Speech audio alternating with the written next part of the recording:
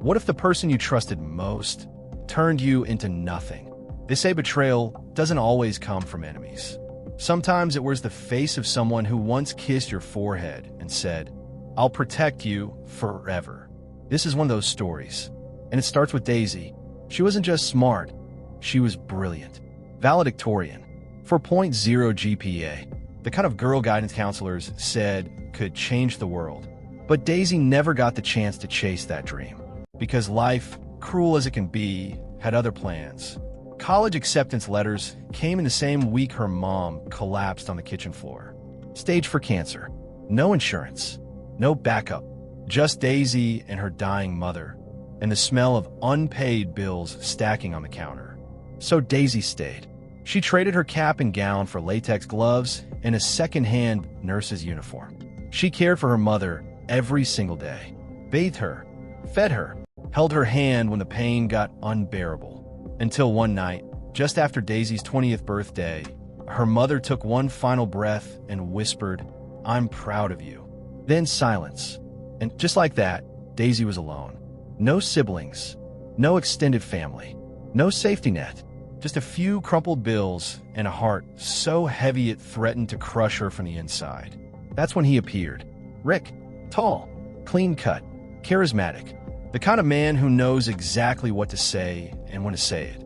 He met Daisy at the grocery store. She was wearing her mother's old hoodie, trying to stretch $20 across a week's worth of groceries. He struck up a conversation, flashed a charming smile, said something that made her laugh, her first real laugh in weeks. He asked if she wanted coffee. She said no. He asked again the next day, then again the next, until she finally said yes. Now, if there was one thing Daisy had apart from brains, it was a body to die for. And Rick noticed and longed for that, especially when she wore one those fitted dress, even if it came from Goodwill. But Daisy had made up her mind that abstinence before marriage was a priority for her. Rick listened to her, or at least he pretended to. He told her she was beautiful, even when she didn't believe it. Told her she was strong, that she deserved happiness, that she didn't have to carry everything alone. And Daisy, starved for affection, starved for hope, believed him. 6 months later, they were married. At first, it felt like the rescue she never knew she needed. Rick had a decent job as the manager of a branch of 3-star hotel in Kissimmee, Florida, a stable income, a 3-bedroom apartment in the suburbs. He encouraged Daisy to take time to heal, to rest. Told her she didn't have to work, that he would take care of everything. And when the babies came, first a boy, then a girl, he said, "You should stay home, be with them, give them the kind of love you gave your mom. I'll provide." It sounded noble, romantic even, but slowly that story began to crack. The first signs were subtle. A sigh when he came home and the dishes weren't done. A condescending chuckle when she said she wanted to take online courses. A sharp glance when she asked for money to buy a new pair of shoes. Then came the comparisons. Other women keep their homes spotless. "You're lucky I let you stay home. You don't contribute anything. Don't forget that." Daisy started to shrink inside her skin. And just when she thought it couldn't get worse, it did. Rick started staying out late. Work events, he said. Team outings. Conferences. But he smelled different. His shirt collars sometimes had lipstick smudges she didn't put there. One night, she found a receipt in his pocket for a hotel 2 cities away. She confronted him. He laughed. "You don't get to question me, Daisy. I pay the bills." He didn't deny it. He didn't even try to explain. That night, Daisy curled up on the couch and cried until her body felt empty. The next day, she made his breakfast and he acted like nothing happened.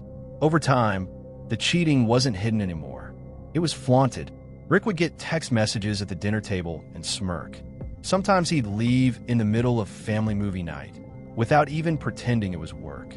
And one day, he brought one of them home. Have you subscribed to our channel yet?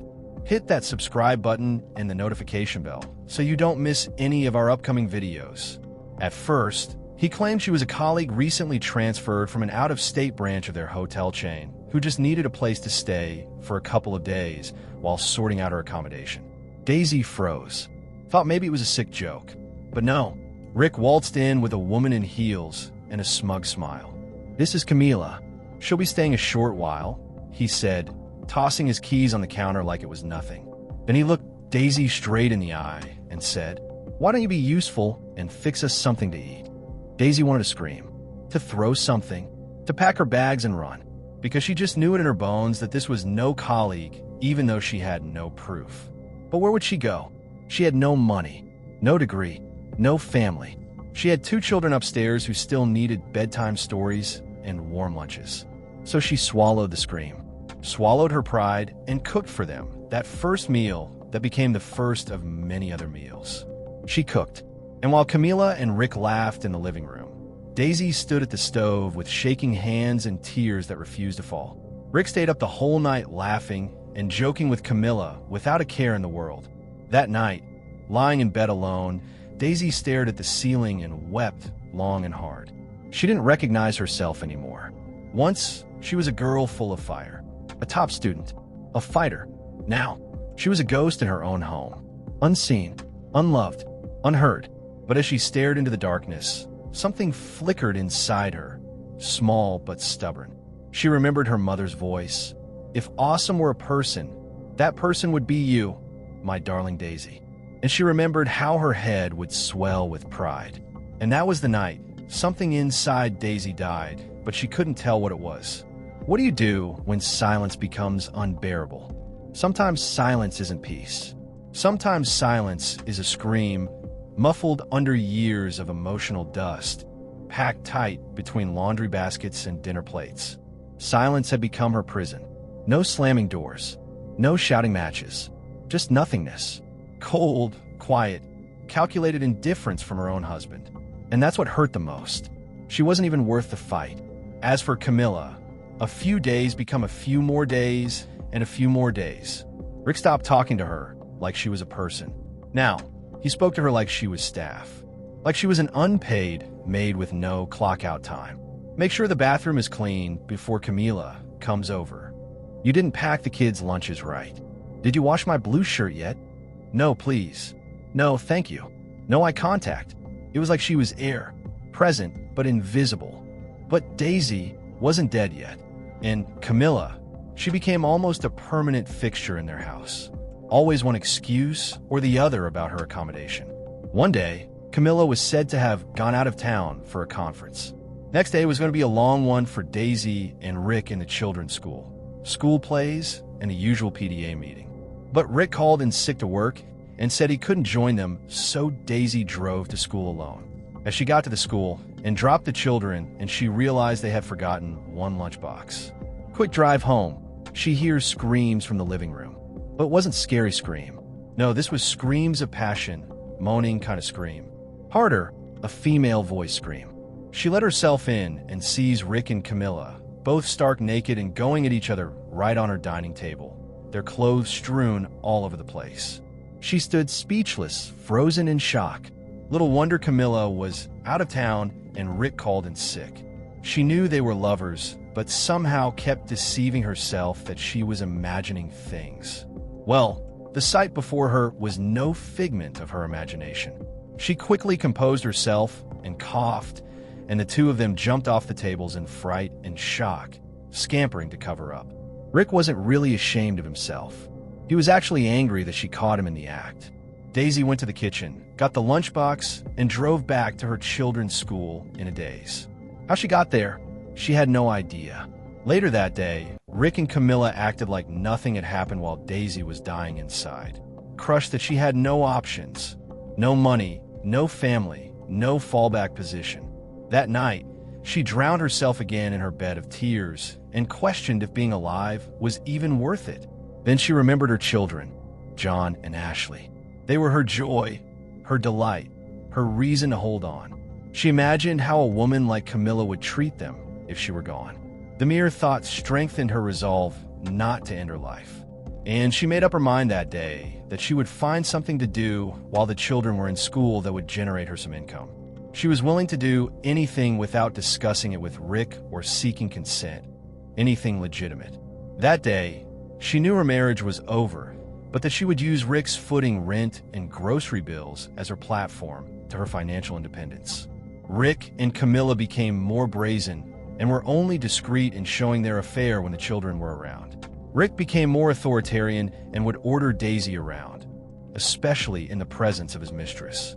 They would eat up meals she made and leave the dishes unwashed. He would call her to cook certain meals the way he and Camilla liked it. She was just a maid in what used to be her own home. Daisy's bed became her cocoon of misery, and the worst part was she had no one to turn to. Rick had made sure of it. He had convinced her to cut off the friends she had in high school, and she had foolishly obeyed, thinking that was how love was meant to be. One morning, 1 week after she caught Rick pants down, Daisy came home after dropping the kids at school and stood at the kitchen sink. Her hands were going through the motions of scrubbing a frying pan, but her mind was somewhere else. Floating, wandering. She looked out the window at the empty street corner down the block. A cracked sidewalk, a telephone pole covered in lost pet signs. The corner nobody cared about. And that's when an idea hit her, not loud, not grand, but small and stubborn, like a whisper she couldn't ignore. I can put up something there that's mine. That week, she bought a second-hand umbrella stand from a yard sale. Bright red, chipped at the edges. She scrubbed it clean, wrote "Fresh Fruit Daily" on a cardboard sign with a thick black marker. Bought a small crate of apples, bananas, and oranges with the last $30 she had from forgotten grocery change. And she set up shop, right there, on that same cracked sidewalk, rain or shine. At first, people walked past her without looking. Some assumed she was homeless. Others glanced at the fruit and kept moving. But Daisy smiled anyway. She greeted everyone cheerfully, said "Good morning," even when they didn't respond. And after a while, something changed.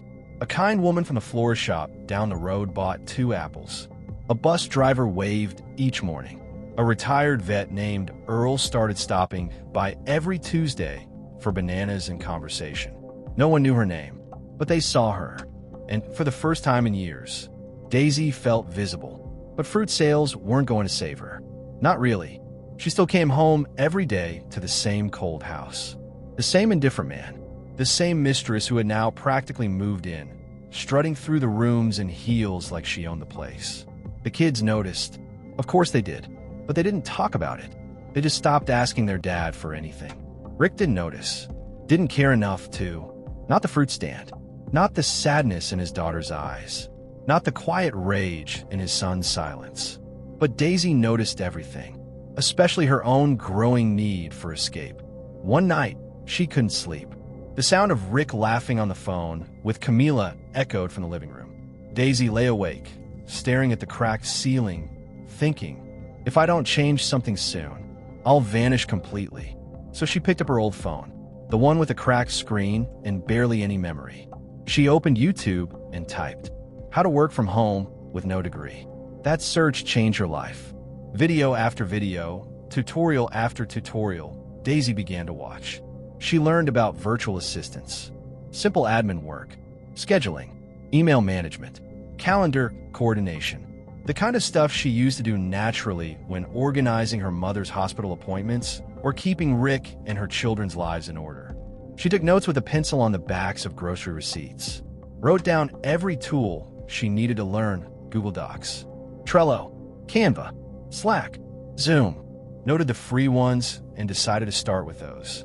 She stayed up late, long after Rick fell asleep with his mistress beside him, eyes wide open, heart racing, learning. Within 3 weeks, she had completed her first free online course. She was hungry, desperate even. Certification in basic admin support. Rick didn't notice. Camilla certainly didn't. The kids? They started noticing that Mom seemed busier, lighter, like she had a secret. They smiled more. So did she. She had purpose. Then came certification number 2, social media assistance. And after that, she found a small nonprofit on Reddit offering virtual internships for stay-at-home moms. It didn't pay much, just $50 a week, but it came with real training. She applied under a different name, got accepted. Every morning after fruit sales, Daisy would come home, plug in her old laptop, a hand-me-down from Earl the fruit stand customer, and start working. She had found her rhythm, a new world behind a screen, a new life, one Rick knew nothing about. Days turned into weeks into months. Her first paid client came from a Facebook group, A life coach who needed help organizing her calendar. $150 a week. Daisy nearly cried when she got the email confirmation. Then came the second client. Then the third. She raised her rates. She bought a refurbished phone. She upgraded her laptop with her own money.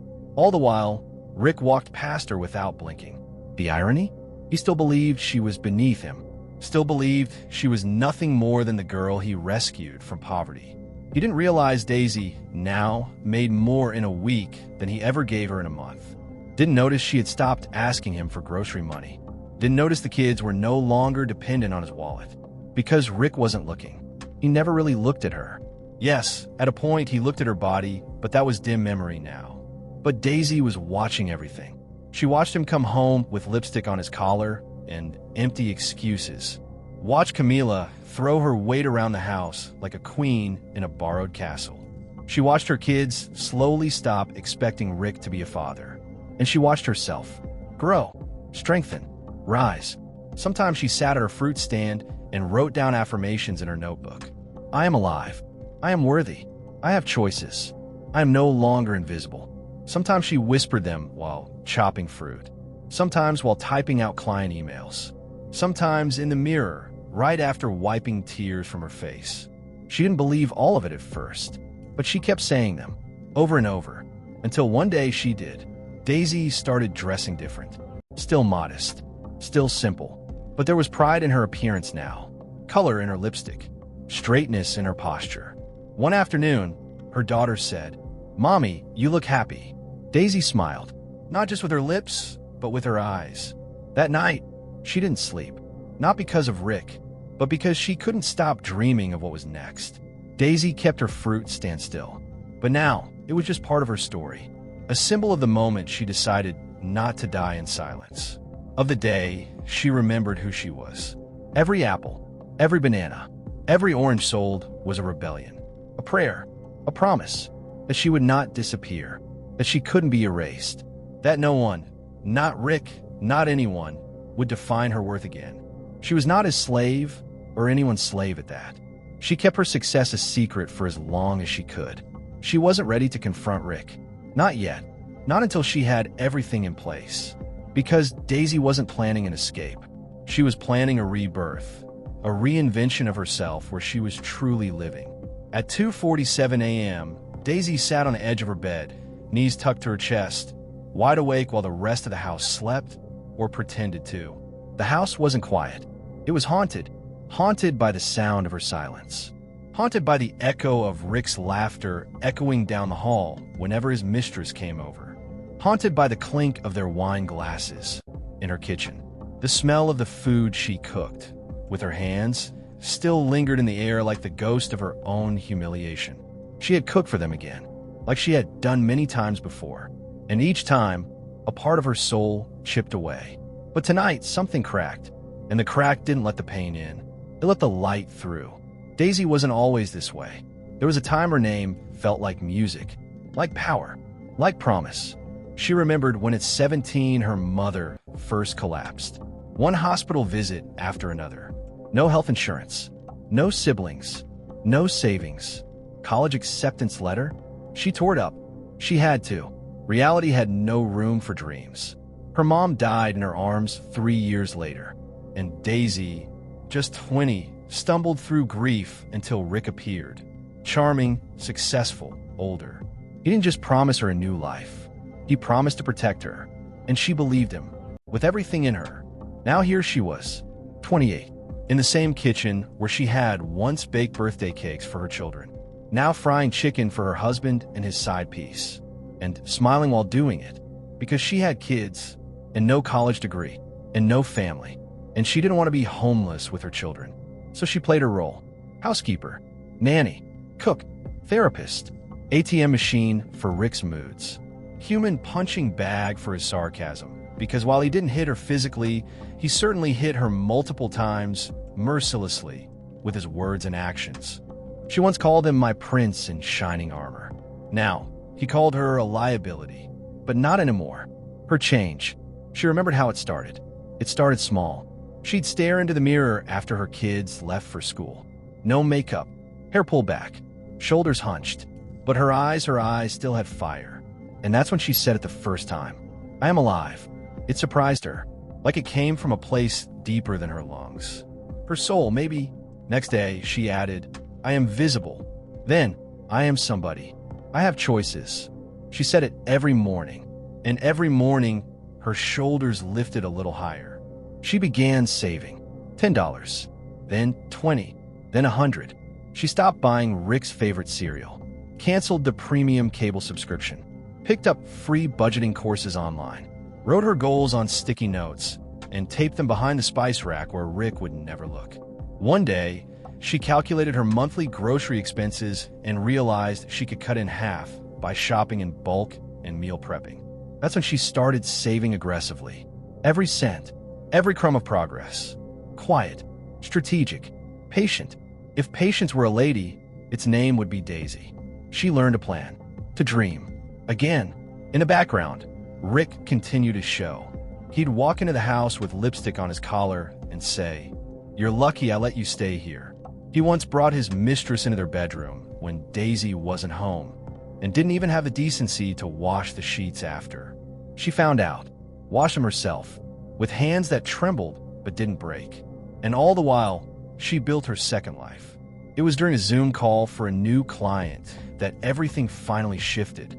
He was an agri-tech entrepreneur, witty, kind, with 1,000 unread emails and no assistant to manage his chaos. Daisy didn't just manage it. She owned it. In 3 days, she reorganized his back end. In 7 days, she built him a calendar system that made his jaw drop. You're brilliant, he said during their 9th meeting. I mean it. You saved my business. She laughed, brushed it off. No, really. You're rare, he added. Has anyone ever told you that? She paused. Yes, her mom had. A long time ago. They kept it professional, strictly business. But there was warmth, respect. And then, one evening, his voice softened at the end of the call. Look, Daisy, I don't know how to say this, but I think about you. Outside of work. Her heart skipped, then it stopped. She stared into the webcam, silent. Seconds passed. He added quickly, I know you're married. I just had to be honest. I'm sorry if... Daisy smiled gently. No, she whispered. Don't apologize. You reminded me I exist.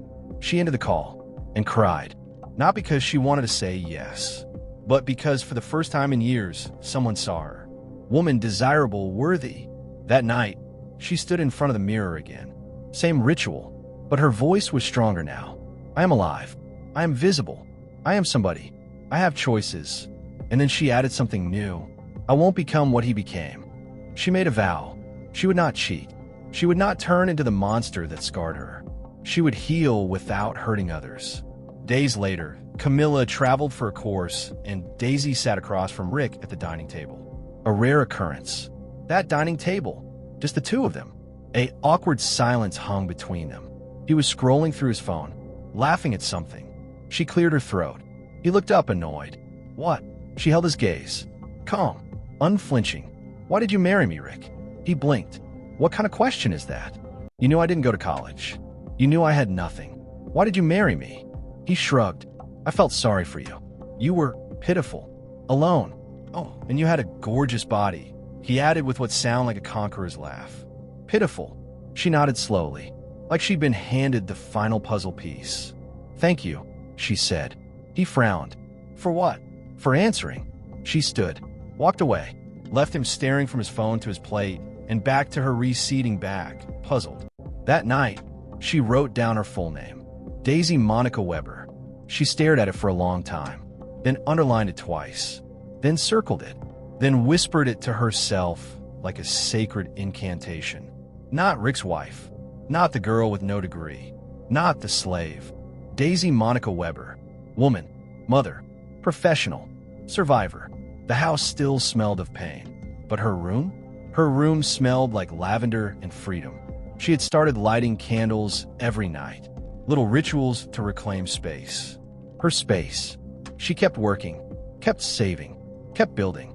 She took more courses, created digital templates, started selling on Etsy, got another client, then another. Rick didn't notice, and she didn't care. At school, her kids started smiling more. Her daughter asked, Mom, Did you do something to your hair? You look happy." Daisy kissed her forehead. "I'm just learning how to see myself again." Soon Camilla was back, but went to her own place. A few days later, Rick brought her over, but Daisy didn't flinch. She cooked, cleaned, smiled, silent. But behind her smile was something new. Steel. She was no longer waiting for permission. She was no longer afraid of being alone. She had already left him in her heart. The physical exit? That was just a matter of time. Daisy stood at the stove, hands moving in perfect rhythm, potatoes simmering, stew bubbling, chicken crisping in golden oil. Her face calm, her heart steel. Rick and his mistress were in the living room, curled up on the couch, laughing loudly at something on Netflix. Their voices floated into the kitchen like poison mist. Daisy stirred the pot, momentarily wishing she could empty the contents on them, but smiled and discarded the thought. "I'm above that," she said to herself. "I've survived this far. It will soon be over," she reminded herself. Her savings was increasing. The aroma filled the house. So did the memory of every time she'd cooked for him. Just him, when they were newly married, when he used to kiss her forehead as a thank you. Now, he barely looked at her unless it was to mock her. And it had gotten worse over the months. More public, more humiliating. Last week, in front of his mistress and her friend, he laughed and said, "Daisy doesn't mind. She knows her place. She's good with her hands, especially in the kitchen." The mistress had cackled. The friend looked away. Daisy had stood at the doorway holding a tray of juice. Her hands trembled, but not from shame, from rage. She smiled, served the juice, walked away, but her daughter had seen. Later that night, she asked, "Mommy, why did Daddy say you're only good in the kitchen? That's not true, right?" Daisy had smiled and said, "No, baby, that's not true. Your mother is brilliant." But that night, she cried quietly, one hand over her mouth to muffle the sound. Not for herself, for her children, for the image they were seeing. The children were becoming more aware of the cracks. Daisy could sense it. Rick didn't care. He strutted through the house like a king, like he owned everything, including her silence. He even started referring to Daisy in third person when speaking to his mistress. "She used to be so obedient," he once said. "I'm right here," Daisy had replied. He laughed and waved her off. "Go fix us something to eat." And then came the day she drew up her exit strategy. A Saturday. Hot, humid, loud. Rick burst into the kitchen with his mistress behind him, sunglasses on indoors, chewing gum like she owned the place. "We're starving," Rick barked. "Make that jalapeno rice with grilled turkey. The one she likes," he said, nodding toward the mistress. Daisy nodded, said nothing. Her kids were in their room, playing, laughing. For now, she pulled ingredients from the fridge, measured, poured, chopped, stirred. The kitchen was warm, but her body was cold. She was floating, watching herself from above, like a ghost in her own home. As the rice steamed, Daisy set the table. Plates, forks, napkins. Rick and his mistress sauntered in, laughing about a joke only the wicked would find funny. They sat, ate. She stood there, in her apron, watching them devour her food. No thank you, no acknowledgement, just the sound of chewing and clinking cutlery and cruel laughter. Her children peeked from the hallway, eyes wide, confused.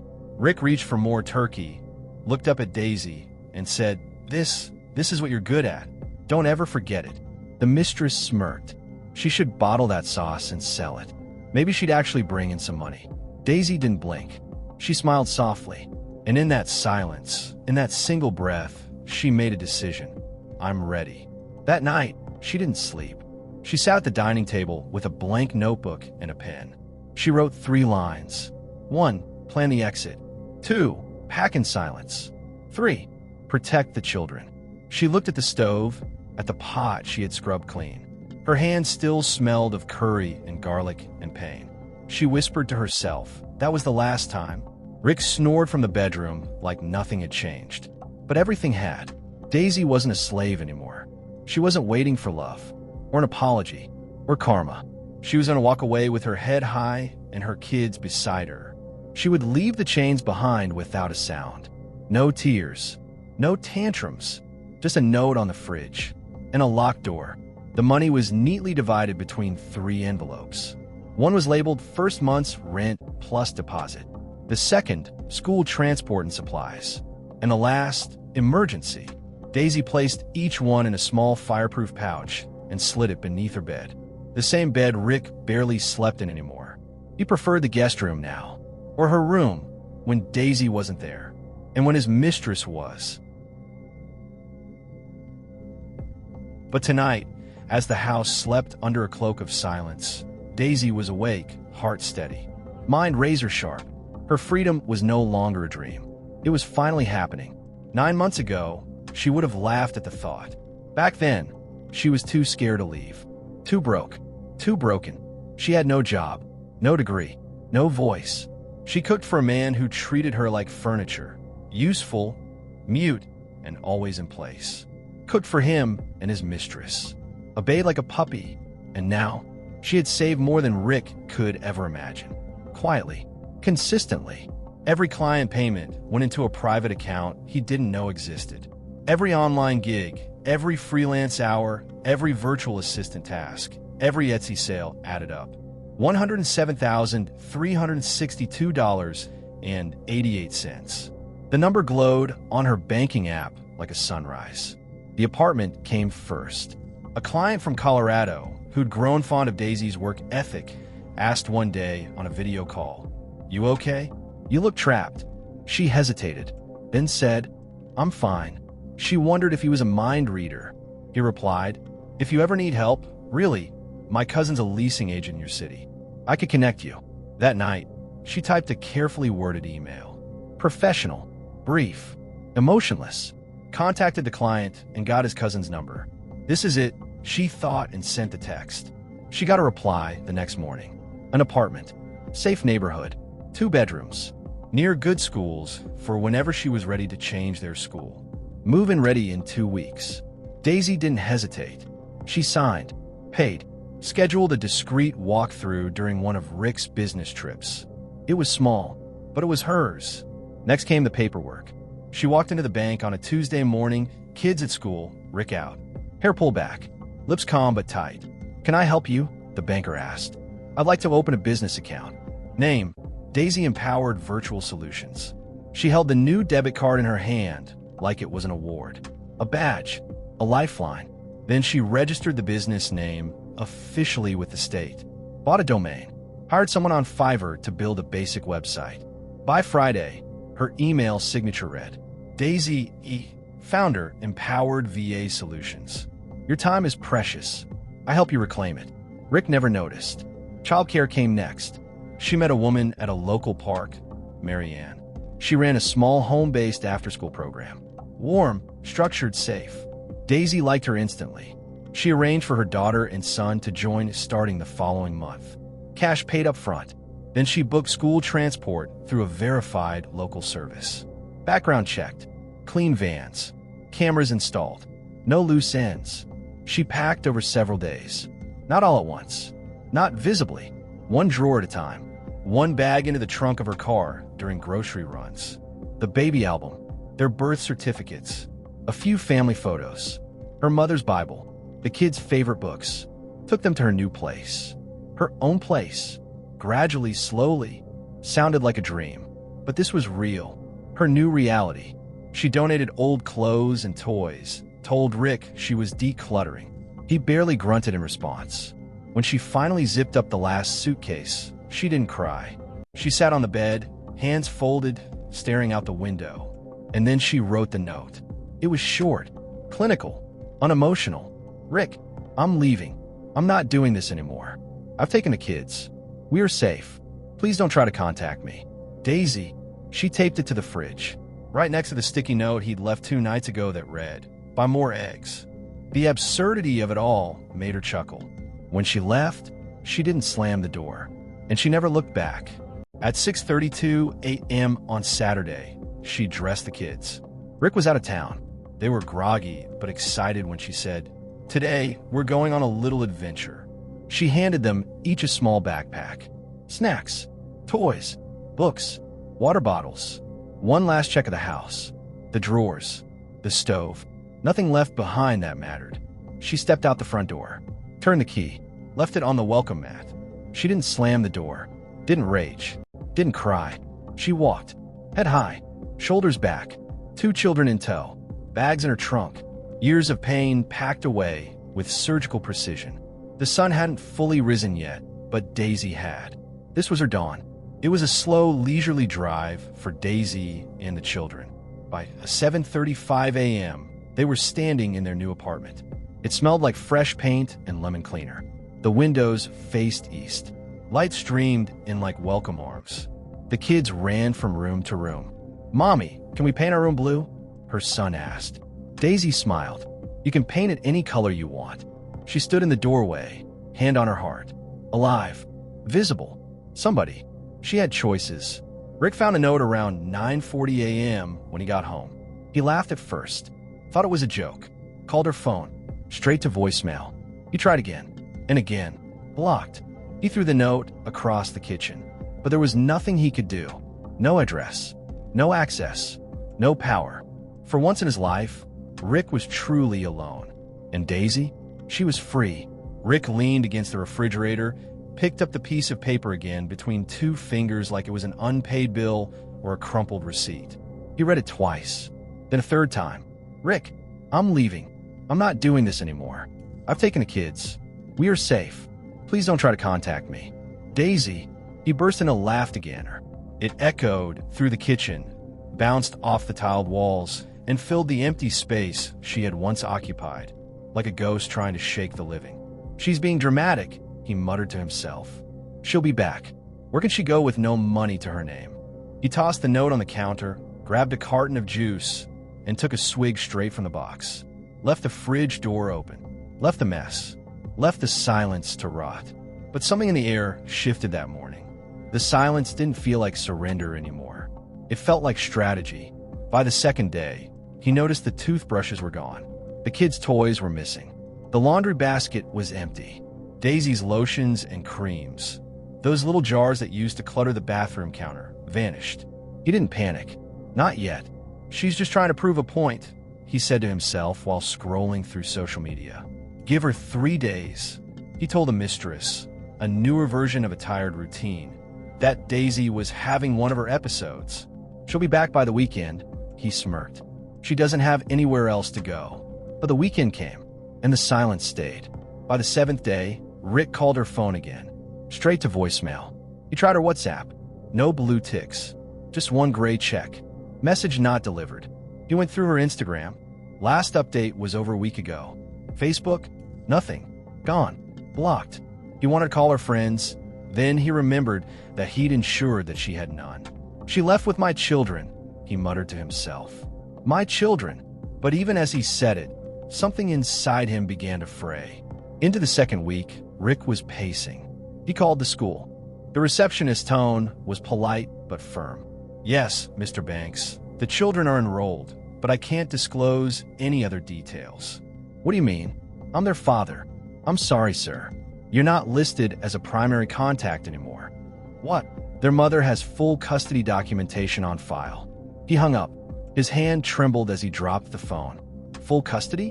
When did she? He called a lawyer. The lawyer asked one question. "Did you receive court papers?" "No." "Then maybe you weren't invited to the conversation." Rick slammed the phone down. He drove to the apartment complex she'd mentioned once. A small, quiet building on the east side of town. No answer at the buzzer. No lights on upstairs. No Daisy. No kids. He circled the block twice, parked across the street, waited 3 hours.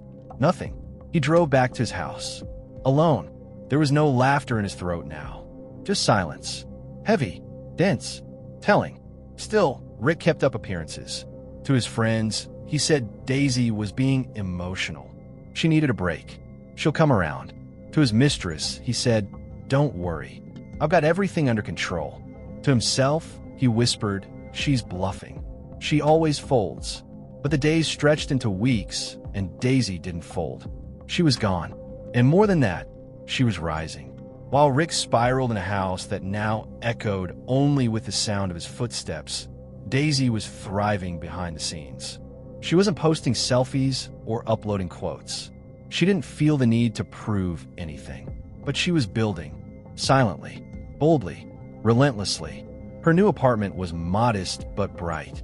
The children adjusted quickly, laughing more, sleeping better. Her son had stopped asking, "Why does Daddy make you cry, Mommy?" Her daughter no longer flinched when someone raised their voice. There was peace now, real peace. Every morning, Daisy made her own kind of music, the click of laptop keys, the bubbling of oats on the stove, the rustle of school uniforms, the hum of affirmations she spoke to herself in the mirror. I am alive. I am visible. I am somebody. I have choices. And at night, she worked. Her business, Empowered VA Solutions, was growing. She signed 3 new clients in her first month alone. Word of mouth spread like fire. She's sharp, reliable. She saved my launch. She's the reason I hit my first $20,000 a month. Clients sent her thank you notes, referrals, bonuses. Rick never knew this much in her. That was the thing. He'd spent years breaking her down that he never once imagined she could build herself back up. One night, sitting on her balcony with a cup of tea, Daisy received a text from a new number. "It's Rick. Can we talk?" She stared at the screen. The audacity. She deleted it, blocked the number. No reply, no explanation, no invitation. Some silences are not wounds, they're weapons. Rick tried again a week later with another number. "The kids. They are mine. I want to see them." She contacted a lawyer the next morning. Filed the papers. Set clear terms. Supervised visitation. Through a third party. Neutral ground. He never responded. Because Rick didn't want to follow rules. He wanted control. And Daisy wasn't under his roof anymore. She was under her own sky now. 5 months after her escape, Daisy walked into a co-working space with her new laptop and sat down at a table overlooking the city. She had a vision board on her screen. In the middle was a quote. She remembered who she was, and the game changed. She smiled, not because she had won, but because she had walked away. For good, without slamming the door, without turning back. Rick sat in the same kitchen where Daisy used to stand barefoot, stirring sauce and nursing the emotional wounds he gave her. He looked around. The place was quiet. Too quiet. No laughter. No music. No kids running through the hallway. No dinner on the table. No footsteps upstairs. He checked his phone again. No messages. No updates. No Daisy. He laughed once more, but this time it sounded different. Hollow. Weak. Worn out. She'll be back, he muttered again, but even he didn't believe it now. She wasn't coming back, because she had found something better. Herself. The podcast intro was calm, almost serene. Soft music swelled onto the host's voice. Today's guest is a woman who prefers to remain anonymous. But her story? You'll never forget it. Listeners leaned in. Millions of them. Across cities, countries, time zones. People on commutes, in kitchens, on treadmills and buses. All tuning in to hear her voice. Daisy sat in the small recording booth, her fingers wrapped tightly around a cup of chamomile tea. Her name wouldn't be revealed. Her face would never be shown. But her voice? Today, her voice would be heard. I was the wife who cooked for her husband and his mistress, she began. Yes, in my own kitchen. There was a pause, a breath. I didn't recognize myself anymore. I was an unpaid maid, a ghost with a pulse, walking on eggshells in a house that was never really mine. The host didn't interrupt, just let her flow. My self-worth was chipped away, slowly, like water wearing down stone. He made me feel small, invisible, powerless. Another breath. But one day, I remembered who I was. Or maybe I met her myself, that is, again for the first time in years. Daisy spoke for 20 minutes. She talked about fear, about staying for the children, about nights where sleep never came and mornings where hope didn't rise. She spoke of affirmations whispered into cracked mirrors, of budgeting in silence, of folding clothes with a plan and dreaming again when no one was watching. She spoke about the day she left, the door she didn't slam, the laughter she didn't answer. She didn't mention Rick's name. She didn't have to. He had been the storm, but Daisy had become the calm that followed it. He turned her into nothing, but she rose from it all. The episode aired on a Tuesday. By Thursday, it had over 1 million streams. Women emailed the show in thousands. I thought I was the only one. She told my story. I'm packing my bags tonight. Tell her thank you. Tell her she gave me courage. Somewhere in the city, Rick heard the episode too. He knew it was her. The voice haunted him. She didn't scream. She didn't rage. She simply spoke. And that was more devastating than any curse or confrontation. Because her calm told the world, she survived you. Rick's world cracked. The mistress left. She found someone better, his own boss. The house grew colder. He tried to fill the silence with noise, new women, loud music, distractions. But nothing landed. Nothing lingered. Daisy had left a void he couldn't name, and she had filled hers with purpose. Back in her apartment, Daisy sat on the balcony with her children. They were laughing about something, the boy with a missing tooth and the girl with the wild curls. She looked at them, then up at the sky. Peace. At last. She opened her laptop and saw the messages pouring in. Some were from strangers, some from women in shelters, some from divorced men who finally saw the damage they'd caused. She scrolled slowly, taking it all in. Then she added her final post to the podcast website, a direct message to her husband. You thought I had no choices. You told me I had no choices. And for years, I believed you. But then I remembered my mother's words and realized that you lied. Yes, mister. You lied. I had choices. I could have chosen to become a cheating wife because men made advances, but I decided not to be like you. I made a choice, the best one of all. I chose me. Daisy didn't need applause. She didn't crave revenge. She had something far sweeter. A life on her terms. A name she reclaimed. And a kitchen where she cooked only when she wanted to. Not for a man who saw her as nothing. Not for her husband's mistress, but for a family who saw her as everything. She lived. She thrived. She inspired. And she never had to cook for them again. Here are some questions for you, our viewers. Have you ever had to choose yourself in a painful situation? What did that moment teach you? Which part of Daisy's journey hit you the hardest, and why? If you could say one thing to Daisy or to women like her, what would it be? Share your thoughts with us in the comments section. Hit the like button, subscribe to our channel, and turn on the notification bell so you don't miss our upcoming stories.